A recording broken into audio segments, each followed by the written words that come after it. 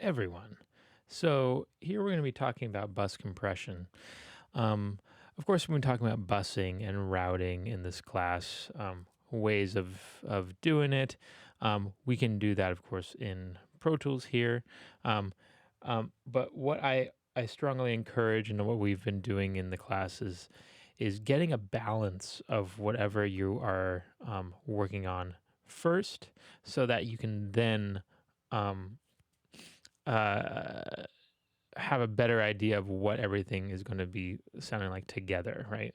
So before even going into bus compression, I would say always, always, always find the balance of the instruments before, um, and then treat each individual instrument and track as if you were sculpting it and listen to it in the session within the session, listen to it soloed, listen to it in the group assignment, and then find and craft it that way. That way, when you get to bus compression, you can have a little more fun. But bus compression can also be a really great way of revealing some things you need to work on. So that's something to keep in mind too.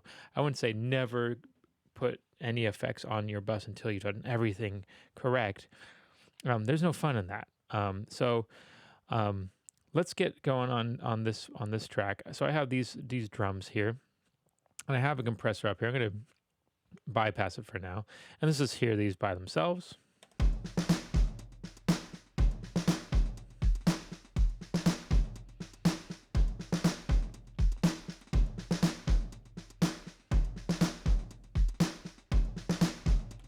Great, and they sound great. A lot of these are programmed in, or the producer themselves like did some treatment on them, and they sound really good right out of the box. Okay, there may be some things I can clean up, but a lot of it sounds really, really good. We just kind of want to sweeten it up a little bit towards the end. Okay, but the balance is there. Okay, now typically a good thing to kind of be in mindful of is your gain staging throughout this, especially with when it comes to large group amounts. So I have these kicks here, and they're all kind of stacked on top of each other. This is not uncommon in a production to see multiple um, instances of the same type of track stacked on top of each other to create a single sounding instrument. So this probably, without even going into knowing, remembering what these kicks are, I'm guessing that one of these is a really big, broad type of kick drum sound. One is a really tight, really kind of ticky, high frequency attack kind of kick drum sound, and one might be a dirty or another type of like mid-range type of frequency range type of kick drum sound. So let's solo them just to see what we're doing here, and then I'll talk about what I mean by gain staging. So that's a really ticky one that's doesn't sound good on its own. So that one's carrying a lot of weight with it and has a good smack to it.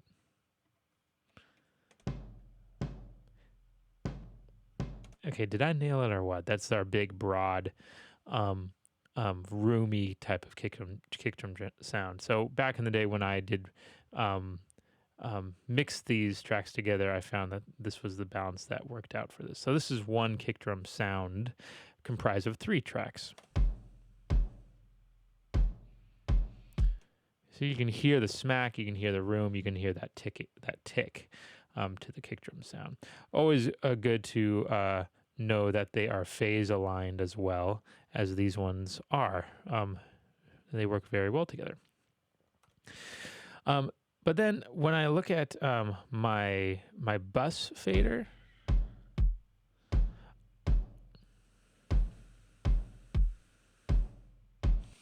I found that a good place to kind of look for as far as level goes is somewhere around -10 dB. And I'm seeing that's a little bit more than that. Now this is not exact. I'm off by a dB and a half, but I'm just going to drop the level of everything in the group a little bit and reset my level here.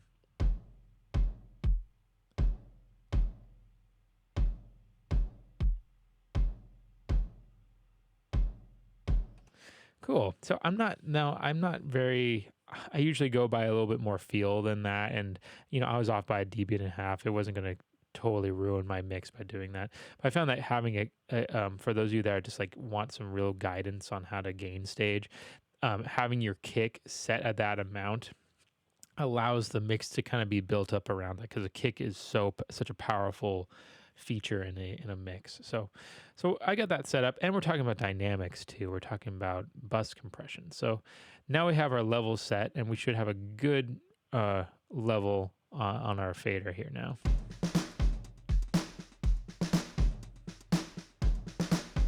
Sounds great. So now let's talk about compression. So I brought up this one compressor um, because I rarely use this one. It's this one that's kind of just stuck in my plugin list. But just knowing that some of the features that we always know or we can expect in a compressor, we kind of know where to start with this. Okay, let me kind of let me take you through it. So sometimes manufacturers arrange things in very strange places, right? And this one's no exception, but we know some key features. The three most important things we need to know on any compressor is, does it have a threshold control? Does it have a ratio control? And does it have a makeup gain or a gain compensation or output level control? Okay, those three things: threshold, ratio, output level. And of course, this does. So we have threshold, ratio, and makeup gain. So I'm going to act like I don't know at all what I'm doing and see what happens.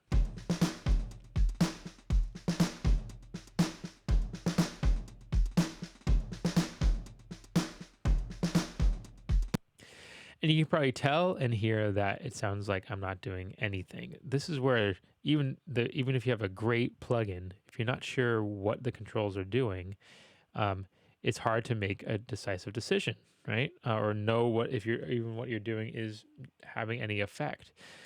The big thing that we haven't changed here is our ratio. If without ratio, you can't do anything. You can have this threshold as we did before, all the way down, and you are not going to hear any difference here.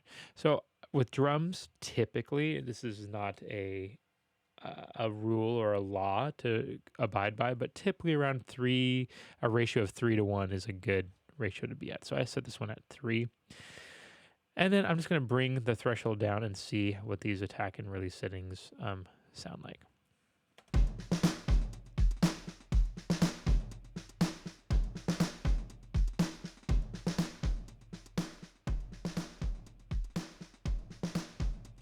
And you can see right there, it sounds like it's really affecting it. That doesn't mean it's not going to sound good. It just means that it's lowering the level quite a bit. I could just make it up. I'm guessing it's not going to sound that great. It could sound awesome though. Let's see.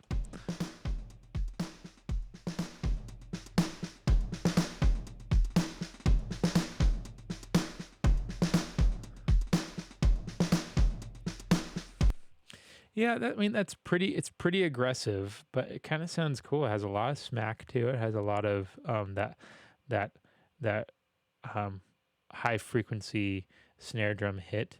And it's also how the drums are being played. I'm getting a lot more room sound out of that kick drum sample in there as well. But let's play with the attack and release settings and see if we can get it dialed in more.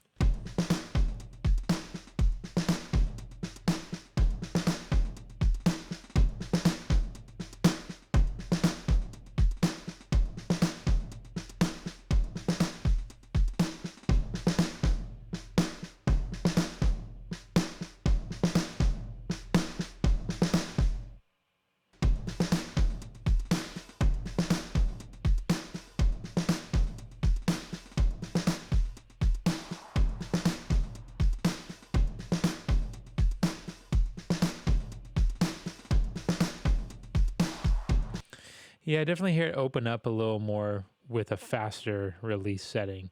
Remember, a fast release setting, you're going to hear more ambience, a little more room sound, a little more body, harmonics of the source that you're coming from. But this I chose this one also is because it has this thing, it has this filter on it, a high pass filter. Now, you may think that it's why would I want to filter out the low end? Well, on a compressor, typically what this will mean is that it's filtering out the low frequencies to what's known as the detector circuit, or the part of the part of the compressor that is listening to the sound and then controlling the output level of it. By taking out the low frequencies of to this detector circuit of this compressor, we're going to allow more low frequencies to come through. Remember, low frequencies last longer. They're usually pretty loud and have a fundamental that sustains quite a bit, right? So it can cause a lot of compression of any compressor, um, when it's being utilized. That doesn't mean it's a bad thing. It just means something to be aware of. But let's hear how much this affects the low end just by turning up this high pass filter on this compressor.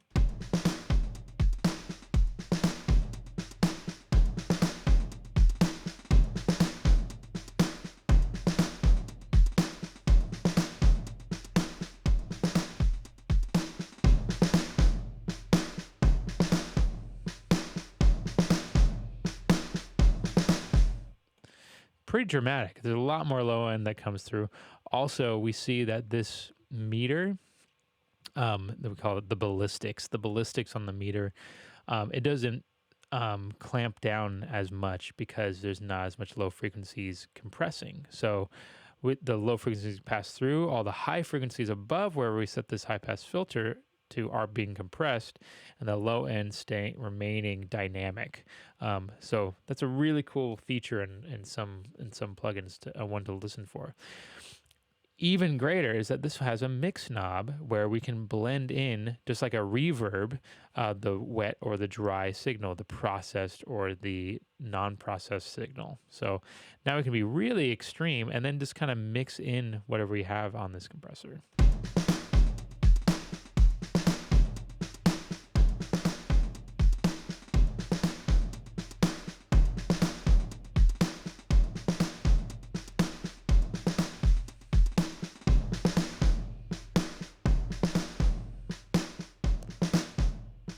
No compression.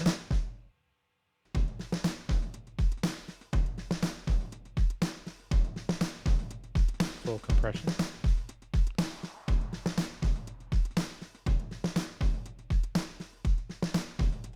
And that's kind of best of both worlds, right? So some cool things to consider in or look for in certain compressors, as you get along with them. Now, don't feel that if you feel like you're like, oh, I don't have that compressor, I don't have money for plugins, like how am I supposed to do this? Don't worry, I'm going to show you some ways of utilizing some the stock plugins and Pro Tools to get the same type of effect. Okay, so stick around for the next couple of videos, and we will tackle some of those issues. All right, guys, thanks.